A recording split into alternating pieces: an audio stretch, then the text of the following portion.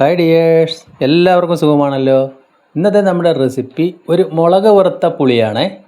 ചോറിനൊപ്പം കഴിക്കാൻ പറ്റിയ നല്ല ഒരു ഐറ്റമാണ്. ഇതുണ്ടെങ്കിൽ വേറൊരു കറിയുടെ ആവശ്യമില്ല, പെട്ടെന്ന് തന്നെ ഉണ്ടാക്കാം. ഒരു 10 മിനിറ്റ് മതി. വീഡിയോ ഇഷ്ടപ്പെട്ട് കഴിഞ്ഞാൽ ഒന്ന് ലൈക്ക് ചെയ്യണേ. അതിനായിട്ട് ഞാൻ ഇവിടെ ഒരു 10-12 ചുവന്നുള്ളി, ഒരു 4 പച്ചമുളക്, ഒരു 3 തണ്ട് കറിവേപ്പിലയാണ്. ചുവന്നുള്ളി അത്രയും എടുക്കണം. ഇനി നമ്മൾക്ക് വേണ്ടത് ഒരു നാരങ്ങ വലിപ്പത്തിലധികം ഉള്ള ഒരു വാളംപുളി. അത് ഞാൻ വെള്ളം ഒഴിച്ച് വെച്ചിട്ടുണ്ട്. ഇനി വേണ്ടതിൽ 7-8 വറ്റൽമുളക് വേണം. ഇത്രയും മതി, ചെറിയ വറ്റൽമുളക്.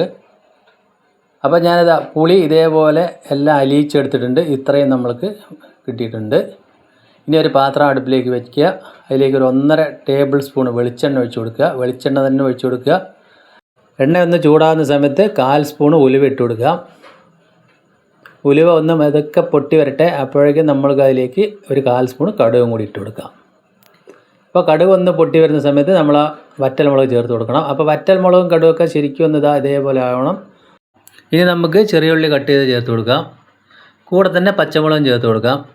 അപ്പോൾ ചെറിയ ഉള്ളി ശരിക്കും നമ്മൾക്ക് വെളിച്ചെണ്ണയിലൊന്ന് ശരിക്കും ഒന്ന് മൂപ്പായി വരട്ടെ. ഒരുവിധം ഒന്നായിട്ട് കരിഞ്ഞു പോകാതെ ഇതൊന്ന് നല്ലപോലെ ഒന്ന് മൂപ്പായി വരണം. ആ പച്ചമുളകും ചെറിയ ഉള്ളിയൊക്കെ ശരിക്കും അതേപോലെ മൂപ്പായി വരുന്ന സമയത്ത് നമ്മൾക്ക് അതിലേക്ക് ആ കറിവേപ്പിലയും ഇട്ട് കൊടുക്കാം.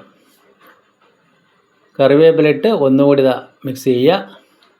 അതുകൂടി ഒന്ന് ചെറുതായിട്ട് മൂത്ത് വരുന്ന സമയത്ത് അതിലേക്ക് ഒരു 1/2 സ്പൂൺ അളവിൽ മുളക് പൊടി ചേർത്ത് കൊടുക്കുക.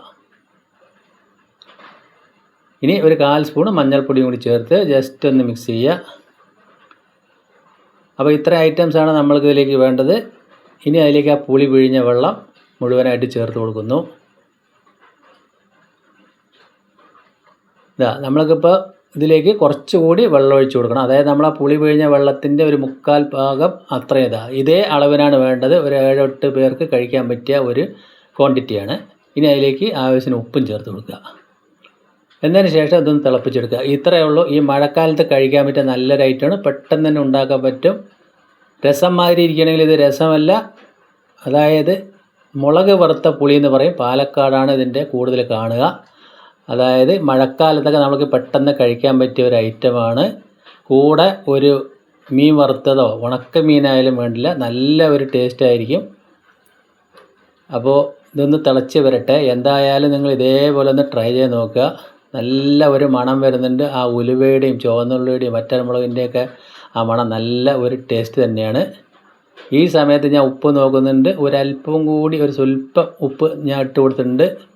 ഉപ്പൊക്കെ നമ്മൾ ഓരോരുത്തരുടെ പാകത്തിന് ഇട്ട് കൊടുക്കുക. അല്പം ഉപ്പൊക്കെ ഉണ്ടെങ്കിൽ മാത്രമാണ് ഈ പുളിക്ക് നല്ല രുചി ഉണ്ടാവുള്ളൂ.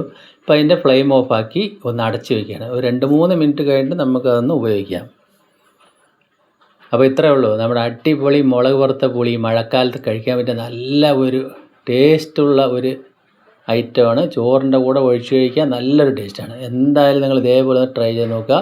എല്ലാവർക്കും വെക്കാൻ അറിയായിരിക്കും. ഇതേപോലെ ഒന്ന് എന്തായാലും ഉണ്ടാക്കി നോക്കണേ. അപ്പോൾ എൻ്റെ വീഡിയോ നിങ്ങൾക്ക് എല്ലാവർക്കും ഇഷ്ടപ്പെട്ടെന്ന് വിശ്വസിക്കുന്നു. അപ്പോൾ ഈ വീഡിയോ ആദ്യമായിട്ട് കാണുന്ന കൂട്ടുകാരൊന്ന് സബ്സ്ക്രൈബ് ചെയ്യണേ. അപ്പോൾ ഇന്നിപ്പോൾ ചൂട് ചോറിൻ്റെ കൂടെ ഈ മുളക് വറുത്ത പുളിയുണ്ട്, കൂടെ തന്നെ അയില വറുത്തതും. വീണ്ടും നല്ലൊരു വീഡിയോ ആയിട്ട് കാണാം. Thank you.